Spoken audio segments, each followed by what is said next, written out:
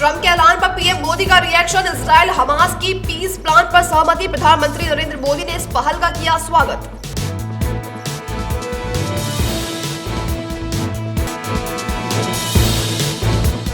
कांचीराम जयंती पर जनता ने तोड़ा कई सालों का रिकॉर्ड। मायावती ने अपने संबोधन में दी बधाई। मायावती ने किया जयंती पर रैली को संबोधित।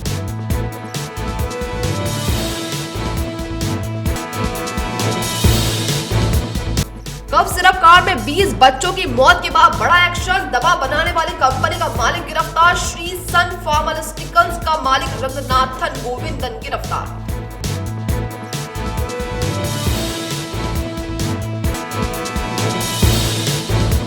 राशिद खान ने रचा नया इतिहास। अफगानिस्तान बनाम बांग्लादेश मुकाबले में बनाया रिकॉर्ड। राशिद खान का 200 विकेट लेने का कारनामा।